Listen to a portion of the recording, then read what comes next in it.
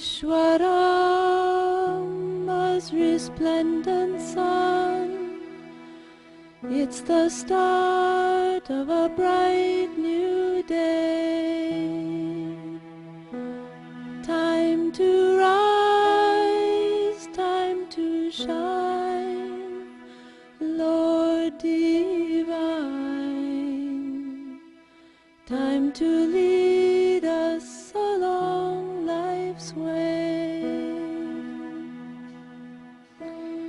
Awake, Lord of Buddha party.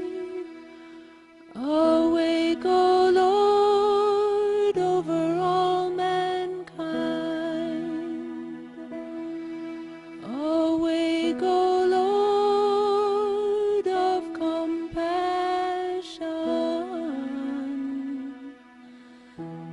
that the world good fortune may find.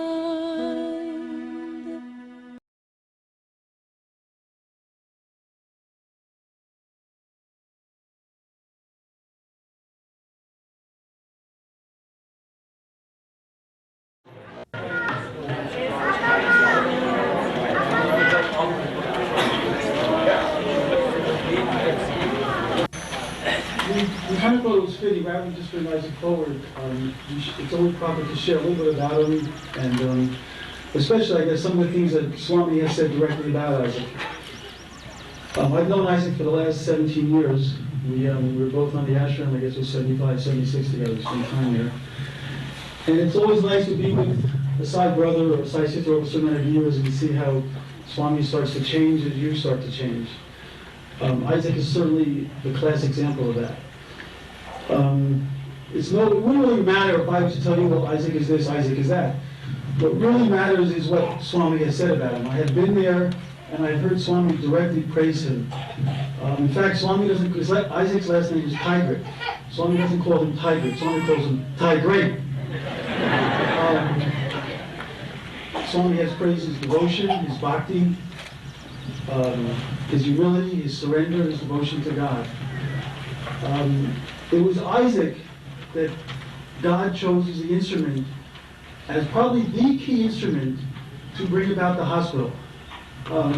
Anyone who's seen the hospital, somewhat familiar, knows that on this planet there is no hospital like it. The way it was set up, the way it's run, the dharma of it, etc.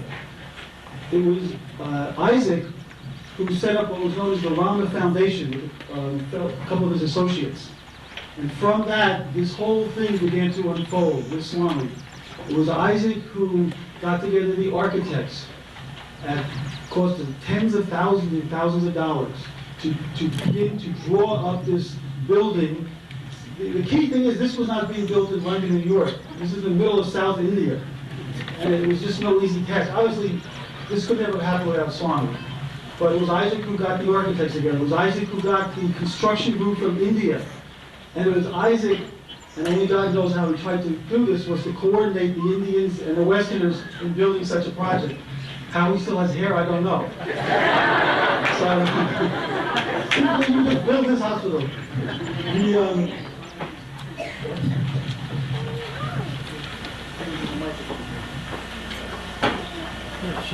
As the hospital began, that's all right.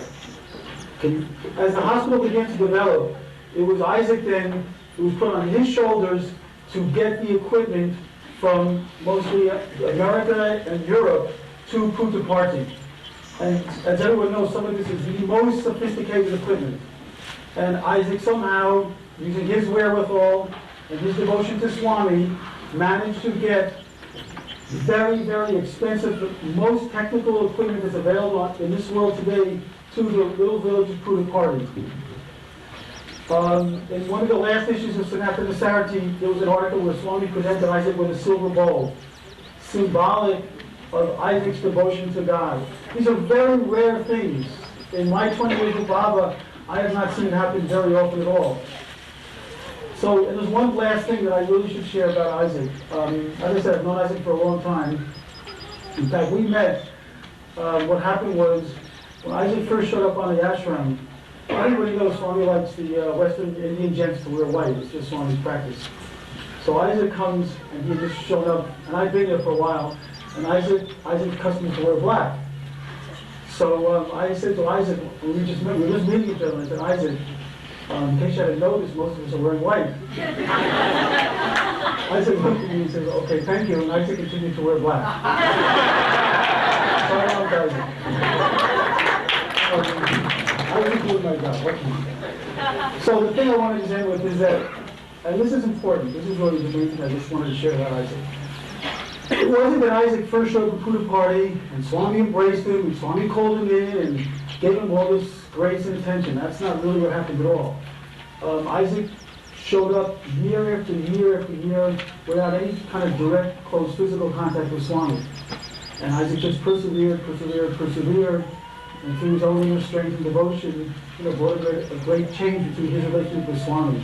And that's the example that I think we all have to recognize. So, okay, it's enough. Isaac, would you please come up and address the audience?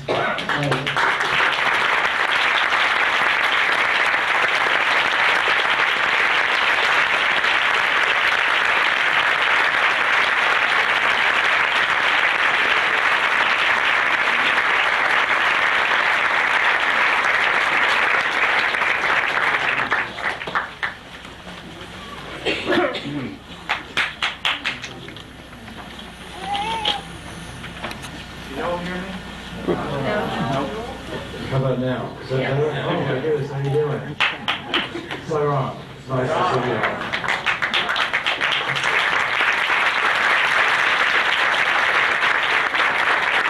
I really don't know what I'm going to say today. I just wrote a few things down here on my way out here.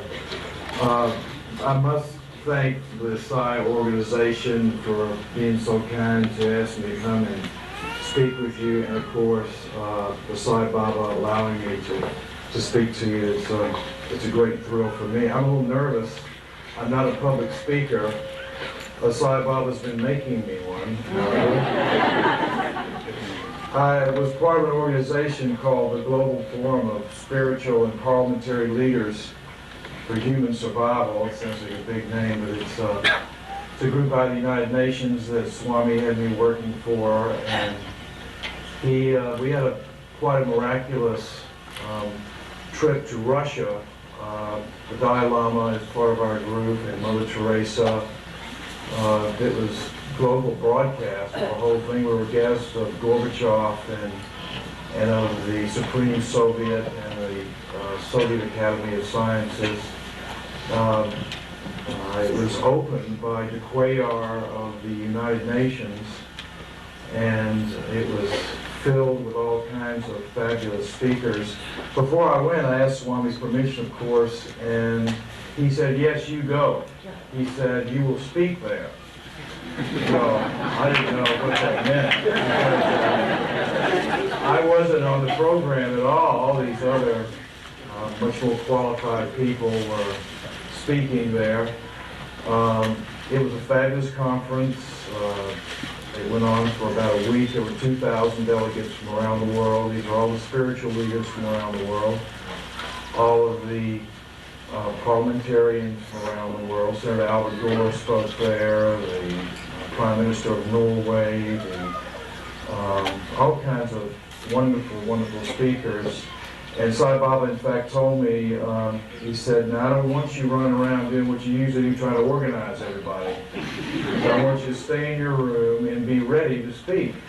Well, the only way I can interpret this is that I would probably meet someone there at the conference. And this is very important, because I think this is the way Sai wants us to speak to everyone, to wait and look and be available to let him speak through you to someone. So I went to my room, and I was just sort of meditated, and I didn't go out and scurry about like I usually do. The conference went on for a week. It was dynamic, some of the greatest speakers in the world. And at the closing ceremonies, the head of the organization came up to me and said, we want you to speak, Isaac. So I was terrified. And I'd like now, except for a few little notes, I just stood up in front of this massive group with a global audience that was being transmitted by satellite, and asked Swami to speak through me, and he gave a miraculous speech. It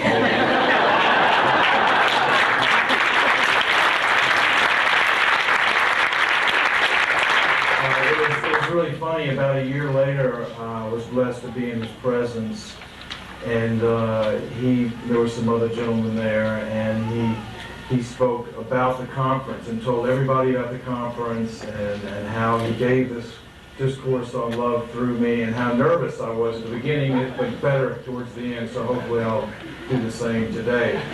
I want to thank Michael Hollander. I have to tell you, I've never been more terrified than the first time I met Michael Hollander.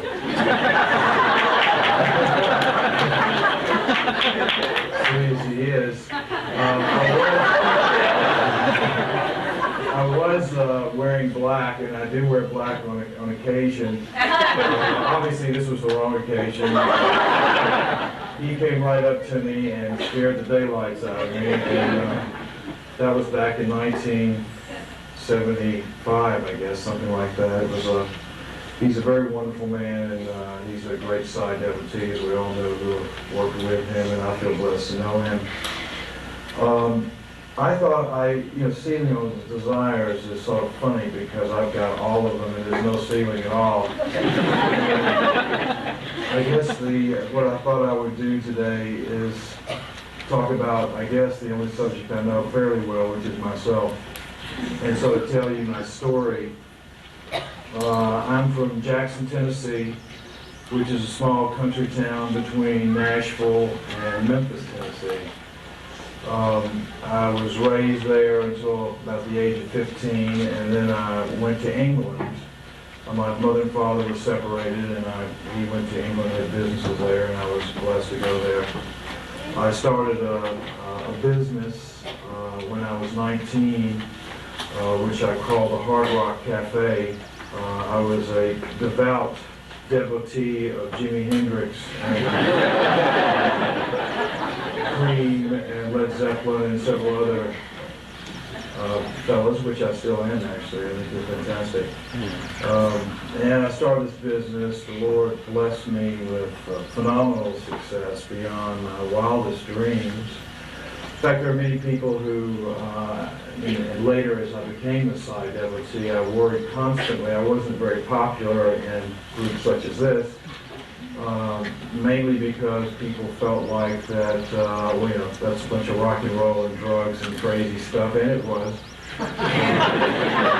But, Sai is not going to be in a place like that, and he's certainly not going to be using someone like that. And I worried about it a great deal for many, many years. I can only tell you that subsequent to Sai being so wonderful and calling me in and now spending so much time with me, which I'm blessed to be able to do, he has told me that the Hard Rock Cafe was his.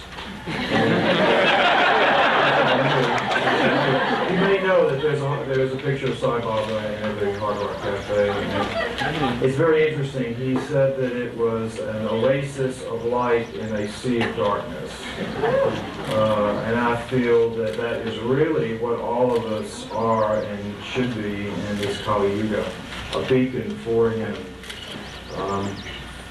It was a fabulous time for me. I eventually was blessed to buy the rights to a book. I've been receiving metaphysical sort of visitations since I was about 13 years old, and I got one of these visitations which said, "Buy the Secret Life of Plants." I didn't know what this was. I was about 23 years old. I picked up a Time Newsweek magazine, and about 2 or 3 weeks later, and here in the book section, which I avidly read, there was a book that had come out about parapsychology and psychic phenomenon, whose name was The Secret Life of Plants by Christopher Bird and Peter Tompkins.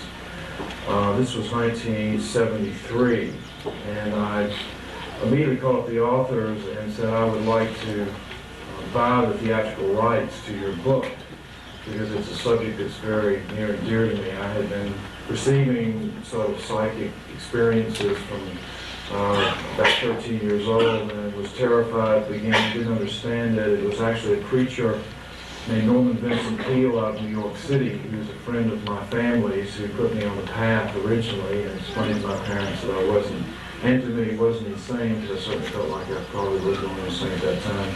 When things not of your own making come into your consciousness, it's difficult. Now I know that that's exactly where we are. All it should really be. It was very interesting in that I bought the rights to this book. I called these authors, and the guy said, "Oh, Mr. Tigrett, I can't believe that you want this. It's a complete failure, this book. Harper's and Row, it probably should have been a big Christmas book, and they've been received very poorly. In fact, the article I had read was very down on the whole subject of phenomenon." And I said, "I don't care. I know I'm supposed to buy that theatrical right from you," and I did, for practically no money whatsoever over the telephone. 6 weeks later, it hit the New York Times bestseller list. It stayed there for 57 weeks. And the next thing I knew, I was one of the most popular guys in Hollywood for a very short period of time. And it was really quite fantastic. It took me to California, and Warner Brothers I made a distribution deal with, and I was blessed to then go out with Stevie Wonder became my partner in production of it. And he's a very spiritual gentleman, and was very blessed. He did the soundtrack to the film, which is an album, relatively unknown album that he did called Secret Life of Plants. And we went on a journey around the world for about 8 or 9 months. It was writing a screenplay to research all the phenomenon on the planet, which this book had been written about. We went to places like the Casey Institute in Virginia Beach. We went to the University of California in Southern California, where they had a parapsychology department. John Hopkins, Duke. I remember going down to Mexico. They had a gentleman there who actually was an indigent street gentleman who could take Polaroid film and put it up on his forehead and make any type of photograph appear. If you wanted a picture of the New York City skyline with JFK silhouette over the top, he would do it for you. In fact, he would do it primarily for alcohol, and I remember distinctly that later on during the day, the buildings would start to slam. It was pretty exciting. And this journey eventually took me to the mothership of phenomenon, our beloved India, the most fantastic land on this planet. I mean, it is rich with everything to do with spiritualism. It is a people who have kept the spiritual train running. It is wondrous that this fabulous land, which many of us have been blessed to go to, is still there in the midst of this Kali Yuga to protect and proclaim that God is everything and everywhere. And it was on this trip that I was stuck in a hotel in a place called Aurangabad, which is in the north, and something started coming into my consciousness that said, "I've been waiting for you, you come." I'm looking around this hotel lobby, and there was no one there except people scurrying it out. I heard this voice again. I realized that it was my inner voice speaking to me quite loudly, and I looked up and there was a photograph of Sri Sathya Sai Baba. I asked someone who this was, and he had not even been on my list of masters to visit in India. And they told me that this was their national treasure. I knew that that was a master that I had been searching for many, many years, or suspected it, and got on a plane, went down to Whitefield, actually. It was a Sunday, there were probably the usual 1,000 or so people there, and I sat back on the wall. I didn't sit, I stood, dressed in black, of course. Sai Baba came out and he parted the crowd and walked right up to the wall where I was standing, and I had seen him moved his hand for a few people, and they put their hands out, so I thought that's what I was supposed to do, and he made a booty for me, and that began my association with Sathya Sai Baba. That was 1973. In fact, he said to me at the time to eat it very good, so I did. I didn't speak to him again, and from 1973, although I went there every year, I would spend a couple of weeks, sometimes a month, sometimes longer. Between 1973 and 1989.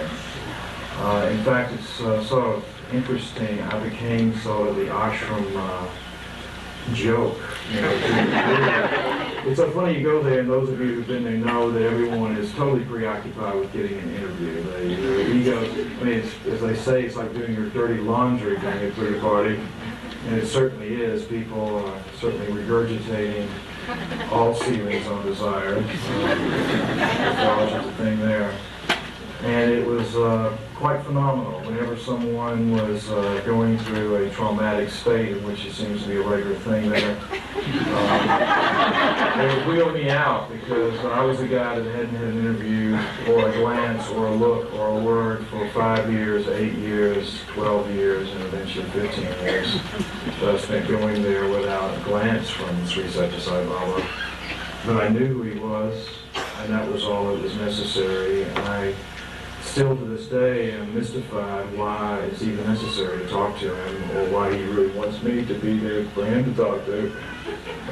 It's totally unnecessary, because he is not what he appears to be at all. He's something much more dynamic than a little man with furry hair running around building hospitals and universities. And I mean that quite seriously. I'll never forget those years. It was so fantastic. I call it, and I guess it was, in fact, my dear friend Michael Hollander who kept saying, "Hang in there, Isaac, hang in there, hang in there." And it was always a great comfort to see him there, as I did many, many times over the years. I was really sort of in a state of shock when he did call me. I think the reason being is that I had a number of fabulous experiences over that 15-year period where he would, I guess he was forced to reassure me who he was. I had a very wild life, to say the least. I remember one time leaving the road terribly intoxicated about 5 o'clock in the morning in a Porsche car doing about 90 miles an hour in California down a canyon. This car flew off into the air about a 300 or 400 foot drop. And I had actually fallen asleep while driving home, inebriated. And Sai Baba suddenly appeared next to me in the car. This was 1975 maybe, or 76. Put his arm around me, and I just noticed him as the car started to spin in midair. It went over probably about 10 times. There was nothing left of the car. There was no windshield, there was no roll bar, there were no doors, there was no engine, there was nothing. It was totally and completely destroyed. Yet I got up and out. I mean, the pressure of this arm around me, I guess, protected me completely. And I got up and walked out of this car without even a bruise, much less a scratch. I got on a plane immediately and went to India to thank him.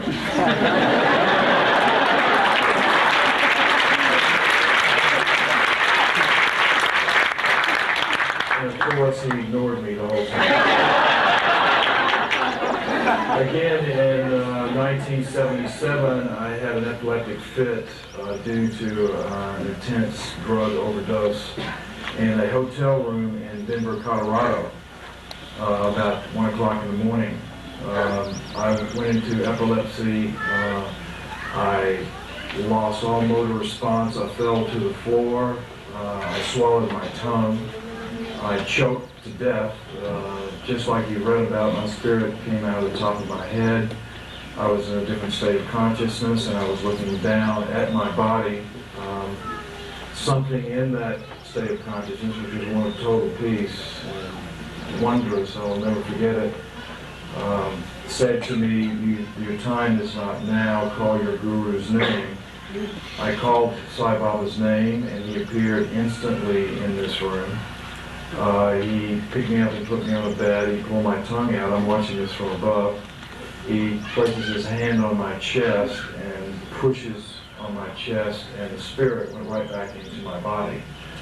I was back into the state of epilepsy at that point in time, and I don't know how much time passed, surely a number of minutes.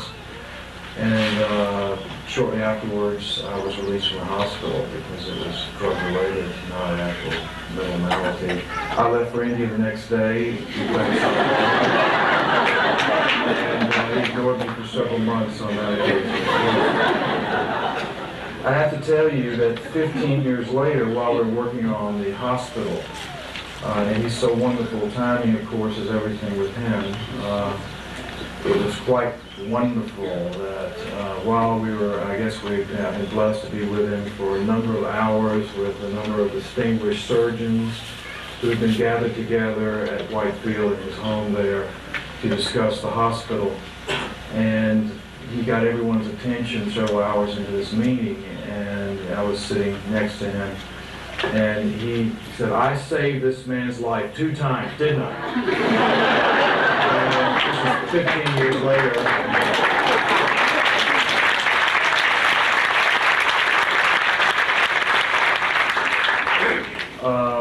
I must also add that I said yes, of course. And he leaned over and whispered in my ear, and many other times too. As you all know, Sai Baba is hilarious. He's quite a miracle to us all, but his humor is really something else. I have to tell you a little bit about something that's important to me. I told some folks about this, and they seemed to think it was important to them, so I thought I would repeat it today. I had a very unusual childhood, and that not unlike many other people who have suffered greatly in this life, probably due to things in the past life. But I really had a wonderful childhood until I was about 13 years old. At that time, I was playing with a little brother, and we got into a fight, and Carver's bank collapsed, and he was suffocated. I dug him out, and he died in my arms. My parents blamed me for this death, and they also blamed each other at the same time. My parents never spoke again. My older brother, who had an extreme IQ, was affected by this. I blamed myself for this actually at the time, and the next thing I knew, he had become mentally ill. He had flipped out completely, and I spent a number of years in mental institutions with him. He wouldn't talk to anyone else but me. These were torturous years for me because I was in locked wards with many other people. He eventually took his own life. My mother and father never spoke again. And again, I blame myself for this, as well as my second brother's death. My father sort of committed social and business suicide in that he allowed his business, which employed everyone in our town of Jackson, Tennessee, to fail on purpose to punish himself. I also believe that this was my fault. He eventually left Jackson, Tennessee, and left my mother and ran off with a young lady to England. It took me many, many years to deal with this extreme sadness. It went on for so long. It was so painful. Not anything different than many of you have experienced, I'm sure. And I was preoccupied with all of these tragedies for many, many years and thought, oh, what a terrible life I have surely had. And on one occasion not long ago with Sai Baba, and I must say that this occasion changed my life, I asked him, or rather doing a situation together, he turned to me and said, Tigrett, do you have any questions about anything that you'd like to know about? I will answer any question. And I said, yes, I would like to know why I was born into a family with so much tragedy and death and insanity and violence and all these things. And it went on for so many years and went on and on and on. Why was I born into a family like this? And he smiled and looked at me and he said, to soften your heart. And I can tell you now that suddenly I realized that I had been blessed to be born into that family and to have experienced those experiences. Because what little I am today, it has made me. And God knows I have a massive ego, and if I hadn't had those experiences, I don't know what I'd be doing. But it's important, I think, for each of us to realize that the cards that we're dealt are given with great love and compassion. And it is simply your karma. We are, as Baba has said so many, many times before, the past is past, the future is uncertain, now is the time. You are making your future now. Whatever you put out comes back to you. It's a very simple formula in the spiritual world, just as it is in the laws of physics. I had to tell you about my first interview with Sathya Sai Baba because it was quite fantastic. I think it was in 1974, the first time I went to food party, that on leaving the canteen, by the way, I think the food there is fantastic, despite rumors that it's not so good. I noticed a little sign over the door, a little wooden sign. In fact, that sign is still there. It says, "Love all, serve all." So I thought, well, he's got me in this amazing, crazy world, in this crazy business, and it struck me so strongly that I said, this surely is the only thing that's important in life, and I'm going to put this into my business. So when I went back, there's one little message changed my whole life. And I went back and I started preaching to my staff. It was in my heart anyway. I always felt it. That love all, serve all was the most, that's why we're born. That's why we're here. So there's no other thing to think about. And I adopted this expression for my business. In fact, in every Hard Rock Cafe throughout the world, you will find a sign that says love all, serve all. In fact, we put it on millions of t-shirts, 20 million matches and buttons and this and that and everything else. And I would give a speech about it to my staff once a month at some Hard Rock in the world. And this is how I ran my business. I knew that I had to bring in my spiritual life into my business, that it was the only way to really survive successfully in creating what he wants.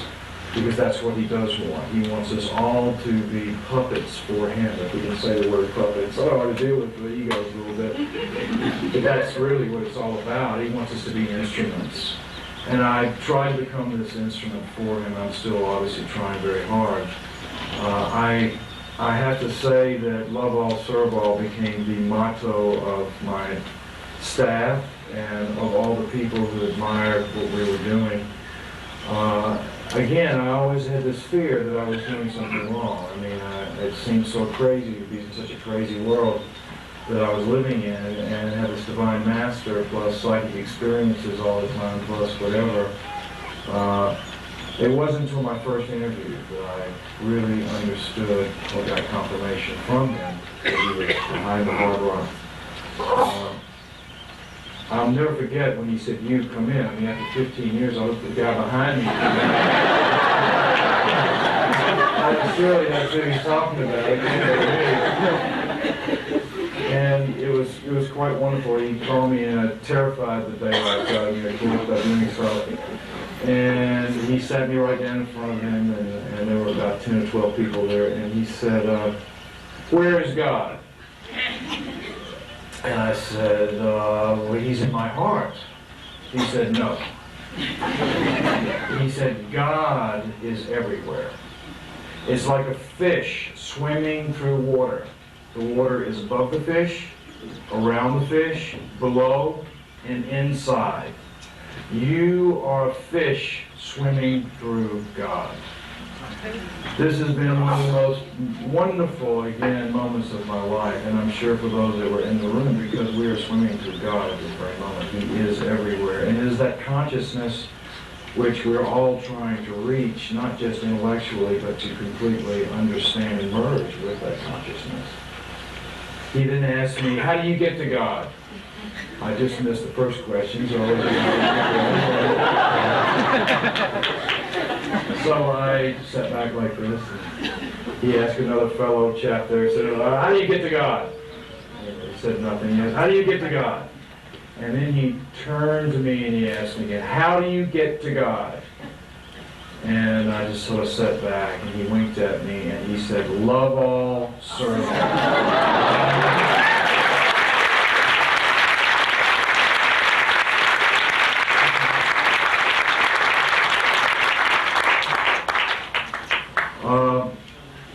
It really is what it's all about. There's no doubt about it. I really want to tell you also about the hospital a little bit.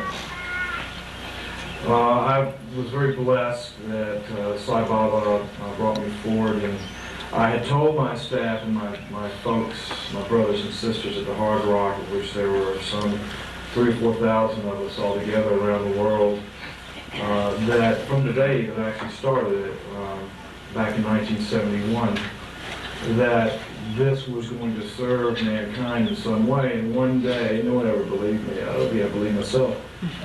One day, something that this incredible success that we had would somehow serve mankind. I used to say this on a monthly basis for many, many years.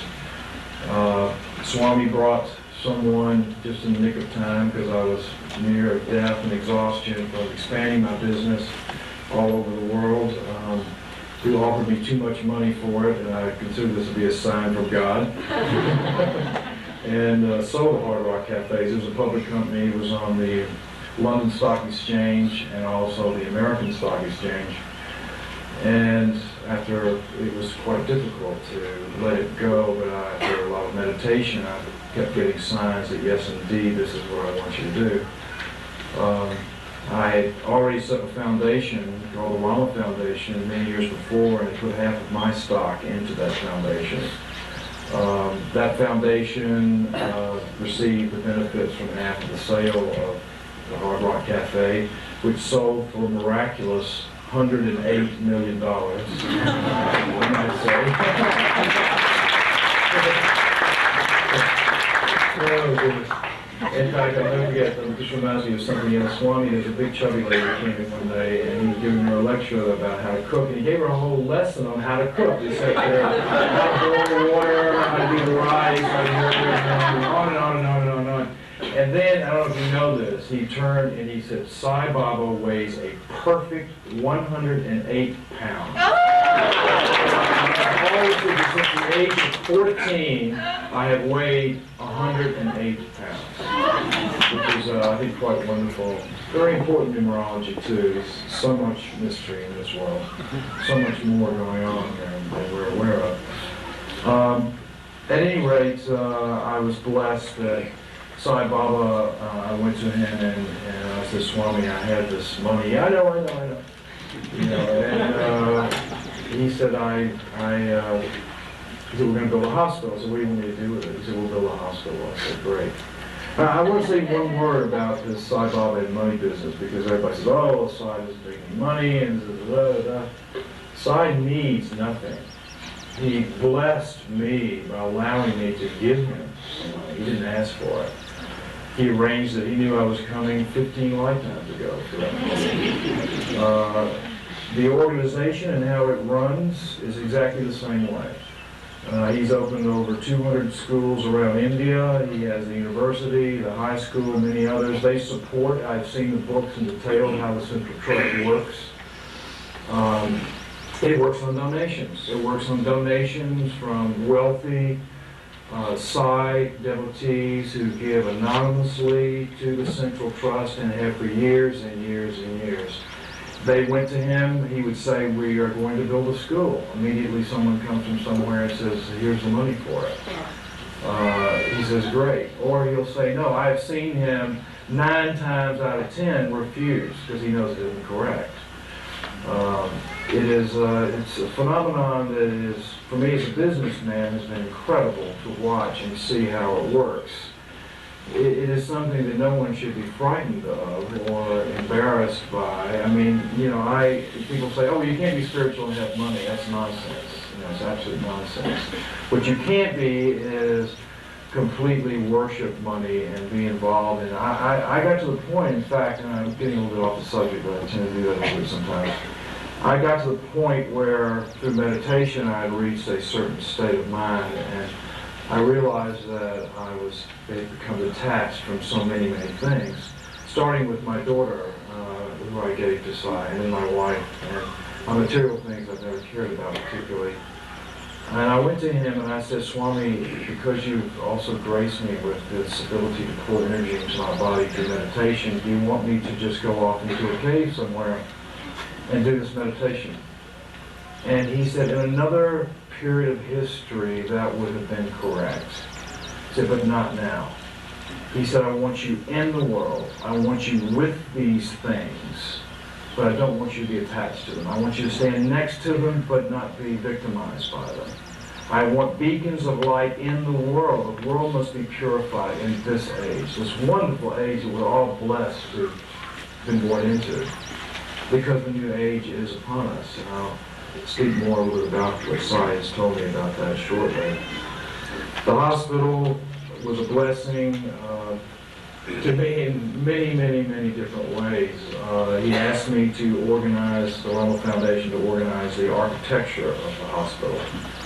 I was blessed to meet a Professor Keith Critchlow, who teaches at the Royal College of Art in London.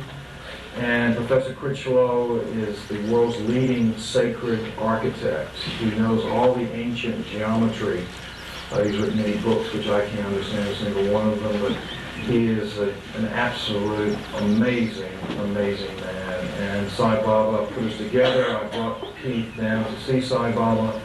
And Sai Baba said, yes, this is the man who will do this hospital. It was based on ancient geometry. It was unique to watch the process of the hospital being built. The first thing that happened is Keith said we must cleanse the land before Swami comes out to do his puja and so forth. And we asked Swami, Keith did, should we draw on the land itself this ancient mandala?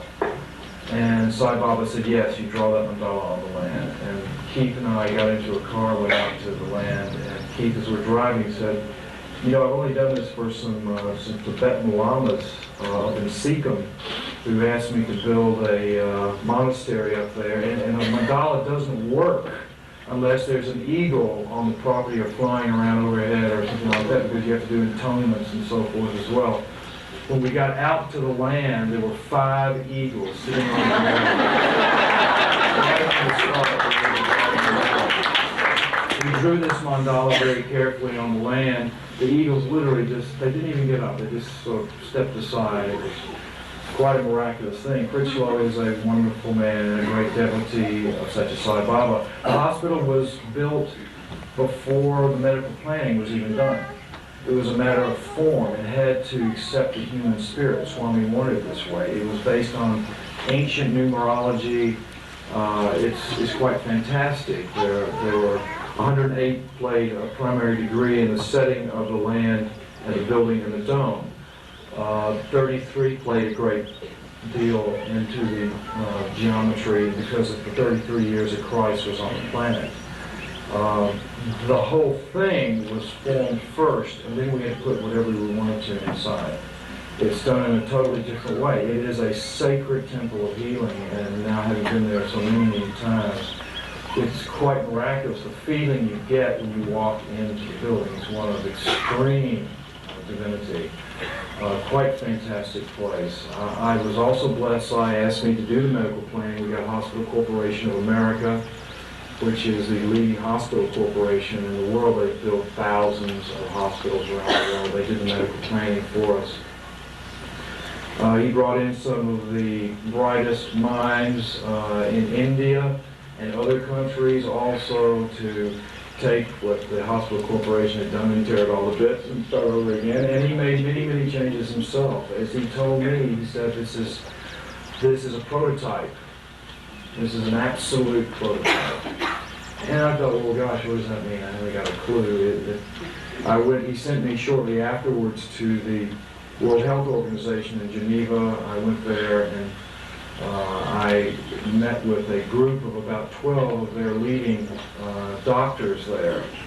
When I put the plans up, when they were outraged at the entire idea of this hospital, they said it will never work. So how can you build a super specialty hospital when we can't even teach people in third world countries proper hygiene or how to get inoculations or whatever?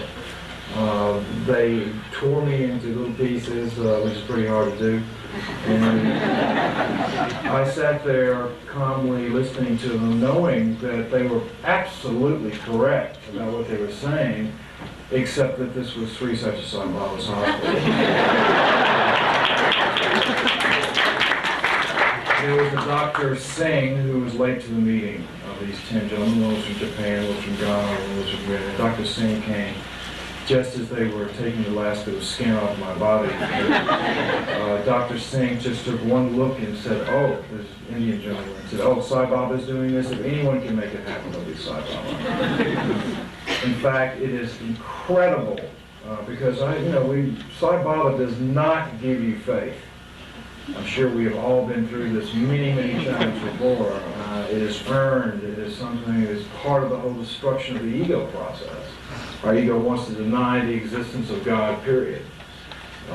But I was amazed, even with my own doubts, to now watch and see exactly how he has performed the hospital. I say performed because it has been a performance and a half. It has been a start-stop process. First of all, there is no other specialty hospital in the world, in the third world situation, free. In fact, there's none free, period, that I know of.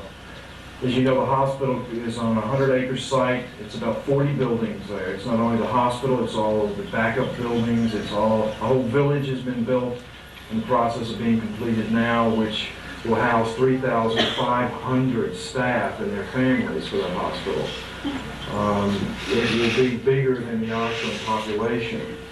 It is, and also the Puttaparthi Hospital, which I am really excited about. Because one of the things I've learned about the hospital business, and certainly in this type of situation, the Puttaparthi Hospital has been almost tripled in size. They've been seeing on average 350 to 400 people a day. In fact, for every 2,000 or 3,000 people that they see in the general hospital, only one needs to go to the super specialty hospital. The super specialty hospital is a hospital where they do heart transplants eventually. Right now they're doing open heart surgery, and when I was there 2 months ago, they just completed their 175th open heart surgery in devastating conditions there. And the amazing thing is that all the statistics said that someone should have died of infection. Someone should have died, period, but many should die of infection because it's still a construction site. There's still dirt and dust and so forth. Not one patient has been lost. It's quite fantastic.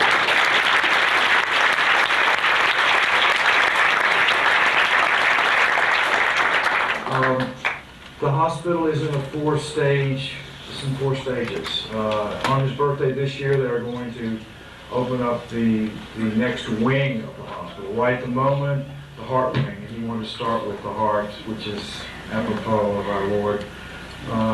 The next will be the urology department, and that will be followed by the other two departments, over the next 2 years. In fact, they want, as a birthday gift to Swami, to have the urology department going. He will be headed by Dr. Bhatt, who is the father of urology in India. If you ever get a chance to speak to him, he is a wonderful, amazing doctor who Swami has called there.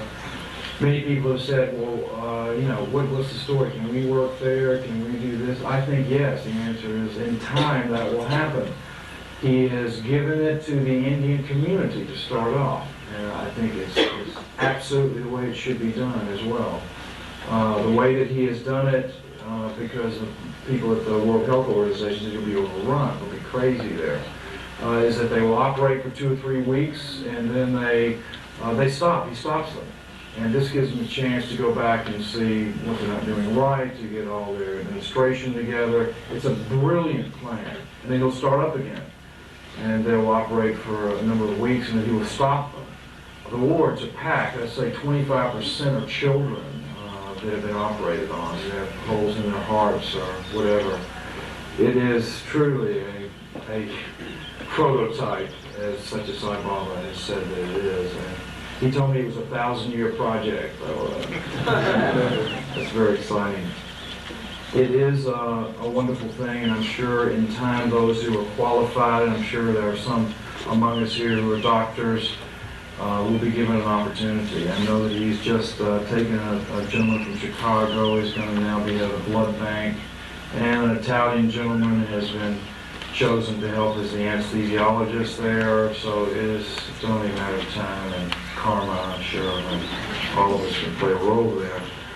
And when I say play a role, I think one of the great experiences I had with Michael Hollander is the year of 1976, it must have been, when we built the stupa that was there, and there were about 40 of us there with the concrete. I mean, it's really the energy that's the most important thing that you do, not the importance in our minds. And that brings me to a subject that I am will find very curious. Sai Baba told me to move to California. He said, "You study with Phyllis Crystal." I knew Mrs. Crystal. I knew that she had written several fabulous books. I knew that she was a great yogini and had been developing various spiritual techniques of meditation. I questioned Sai on this. He said, "You go work with Mrs. Crystal. I have no great talent other than these messages that I receive on occasion and insights." So I thought, well, I'll be doing something with the books, or I'll make a tape, or something like that will happen.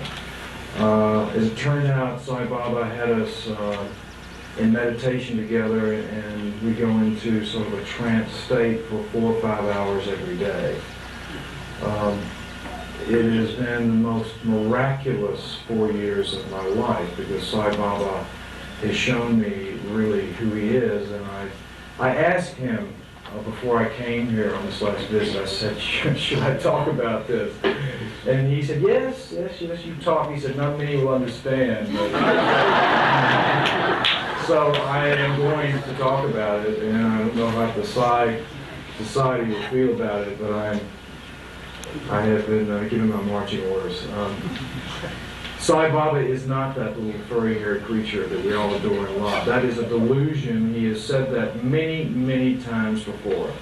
To be preoccupied with that form, you're deluding yourself. To know him in his true form is to know him as everything, everywhere, everyone. One of the things I practiced for many, many years in my life, in my business, and it has been, the payoff is fantastic, is I don't see personalities, I see God in every face. And I practice that, just like you practice meditation, you practice any of the spiritual exercises that can be given to you. It is essential that you get out of the ego conscious state. It is important for you to realize who you really are. You are not the mind, you are not the body, you're all divine beings. There is no self-realization that's given to you. You already have it. It's just a matter of removing the veil, the ego. It is there for the taking. It is available to you. I say this with conviction because over the last several years, Sai Baba has had me, he's shown me the other dimensions on a daily basis. He has taken me into every level and plane, I assume, that one can go into. I'm sure there's a few more he's going to show me too. It may sound bizarre and strange to you, but you must become aware of the other dynamics that are happening, what Sai is really doing. And it's all a matter of your thoughts. You talk about ceilings on desires. I will give you a ceiling that you must be aware of. And that is your thoughts. The most powerful thing you can do in this dimension is think. Every single thought is pure energy. That energy, like the laws of physics, that energy does not die. It collects on something that Sai Baba has given us the name of the astral plane. This is where all the trash is. This is where all the thoughts are. This is where all the thought forms are. This is where the Toltecs, the Aztecs, the other great civilizations, and when their priest class understood the powers, the ancient wisdom, they created slave spirits. They're still there. The elementals are there. Things that there's a dimension that we interact with. And our thoughts are also on that dimension. There are negative thoughts and positive thoughts. The negative thoughts, lust, greed, anger, hatred, have collected on these other dimensions. It is the same as the positive thoughts, your worship, your love of God, and His many aspects, all the gods. That is collected into positive thought forms on the etheric dimension, as Sai Baba has asked us to call it. I can only tell you and give you an example of a thought form and something that Sai Baba is up to. And I'm sorry to sort of burden you with this craziness, but that's the way it is. Sai Baba took Mrs. Crystal and I up to a level he calls the tapestry level, of which he showed us the entire earth with the multi-dimensions layered on top of one another. He showed us the thought form over the country of Russia. Thoughts that had collected into this massive, massive beast, really. It was like a big black cloud of tar with lots of energy and lightning and so forth going on into it. It was a very violent thing. He made us approach it very quietly. He even cloaked us in something. He said, this is the thought form that controls Russia. This was 4 years ago. He said, this thought form is made up of human thought, of the fear of extreme punishment. That these people have been suppressed with this fear for 1,000 years, long before the Tsars. Said, this thought form must be destroyed. He said, only human beings can destroy these things because human beings created them with their thoughts. He did cause these divine beings, and I can only tell you it's a blessing that He has shown me and this amazing heavenly host on a number of occasions. One came forward, brought some kind of sacred needles, is the only thing I can tell you about it. He said, this thing cannot be destroyed instantaneously. I'm going to show you what to do. He takes us around this thing, which it covers the entire country of Russia, and we poke holes in it. He says, right there, and we push a hole into this thing. Then he takes us to another spot right there. This took about 6 hours of meditation and time, although there is no time on these other dimensions. We then went around this whole thing. I guess we put 150, 200 holes in it. Sai Baba said, now the energy will leak out of this thought form. And as it does, the people will be free. That was 4 years ago.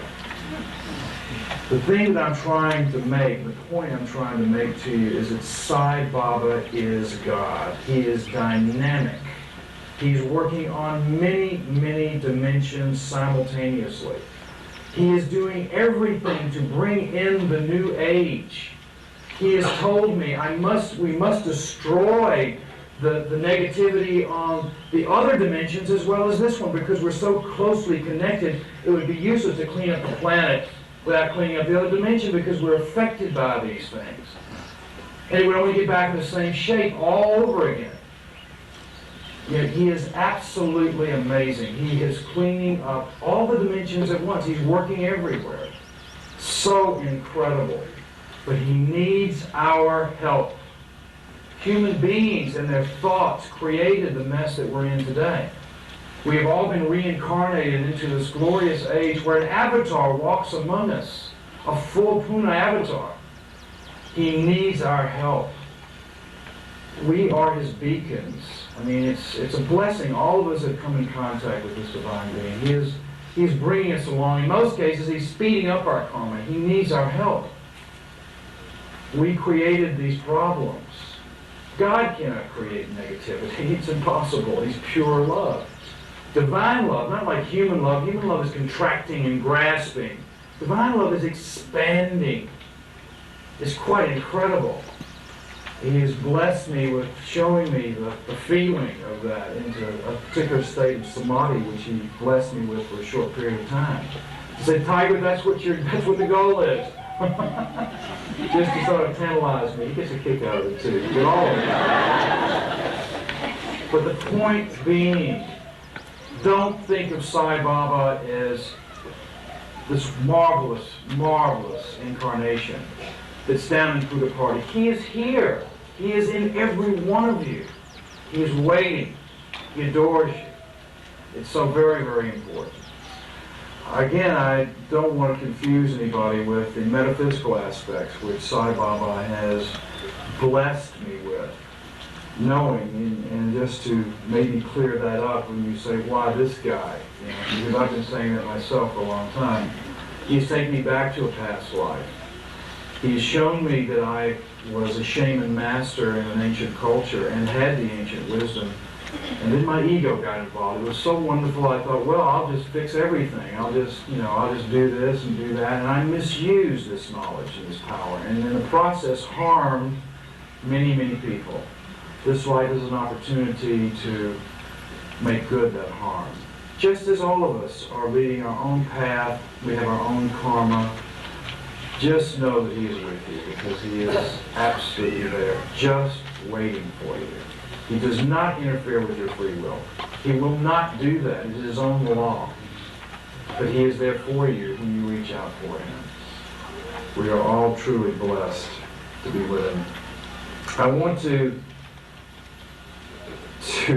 tell you one story that always tickles me. There was a group in to see him, a Western group interview.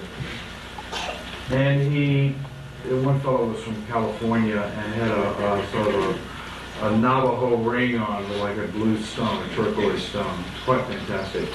And Swami said, "Oh, can Swami have a ring?" And I said, "Sure." And there were about 10 or 15 people there, and he held the ring out and he said, "What is this?" Swami, that's a Navajo ring made by Indians in Arizona, I believe, and a turquoise stone. Very good. Very good. Next question. What is that? Swami, that is a silver ring with a blue stone. Very good. All the way around the room. What is this? What is this? What is this? He then held it up and blew on the ring. Turned into a big gold ring with a ruby on the top. What is this? Swami, that's a big gold ring with a ruby on the top. Yes, very accurate. What is this? Swami, it's a gold ring with a red stone. Very good. All the way around the room, very patiently as always. What is this? What is this? He stood up in front of the group and said, I must get it verbatim, Swami, very powerful, has the ability to change all the elements of the universe at will.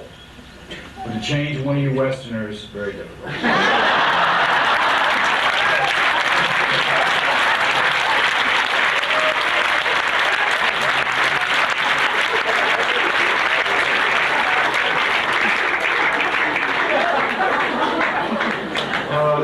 Now I'm going to do something I really hate.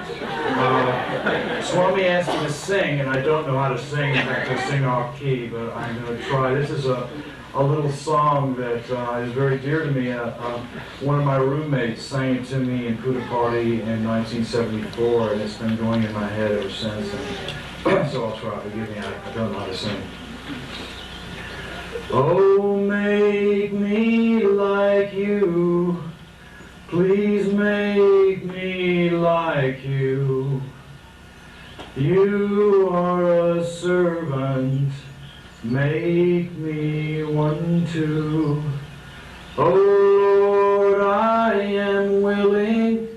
Please do what you must do to make me like you, Lord. Make me like you.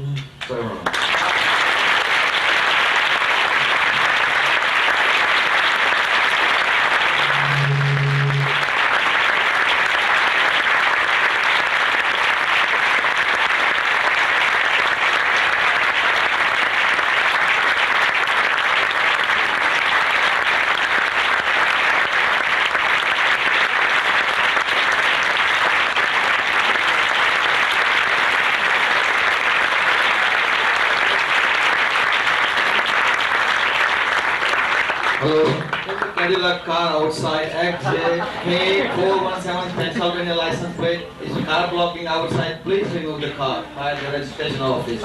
Thank you.